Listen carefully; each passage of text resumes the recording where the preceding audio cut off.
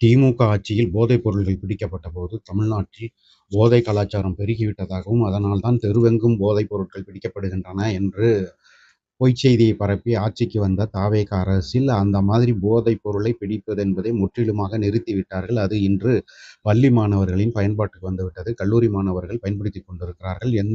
எல்லா கல்லூரிகளிலும், பள்ளிகளிலும் இன்று போதை கலாச்சாரம் தலைவிரித்து ஆடுகிறது. அதற்கு உதாரணம் தான் 3 நாட்களில் 3 மாணவர்கள் அடித்துக் கொல்லப்பட்டது.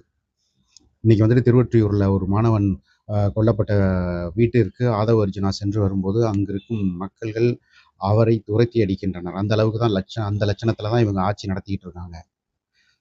அதாவது டிவிகே ஆட்சியில இன்னைக்கு அதாவது தெருவெங்கும் ட்ரக் ஆறு ஓடிக்கிட்டு இருக்குதுங்க. அதுதான் உண்மை. அதுக்கு உதாரணம் தான் இந்த 3 நாள்ல 3 பள்ளி மாணவர்களும், கல்லூரி மாணவர்களும் அடித்துக் கொல்லப்பட்டது. ஸோ இதுக்கு மேல என்னங்க இவங்களால மாற்றம் தர முடியும்? திமுக ஆட்சியில இந்த மாதிரி நடந்ததே இல்லைங்க. அங்கொன்னும் இங்கொன்னுமா தான் நடக்கும். ஆனால் அது பெரிதுபடுத்தப்பட்டது. இங்க கண்டினியூஸா 3 நாள்ல 3 படுகொலை நடந்திருக்கு. இதுக்கு முதலமைச்சர் இன்னைக்கு வரைக்கும் வாயே திறக்கல.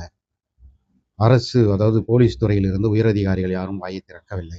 ஏன் அப்படின்னா அதான் பேசவே வேண்டாமே. பத்திரிகைகளை மீட் பண்ண வேண்டாம், பதில் சொல்ல வேண்டாம், டான்ஸ் ஆடினா போதும், ரீல்ஸ் போட்டா போதும்னு சொல்லிட்டு ஒரு மாபெரும் தற்குறி கூட்டம் வந்துட்டு தேர்ந்தெடுத்த அரசாங்கம் பிறகு எப்படி இருக்கும்?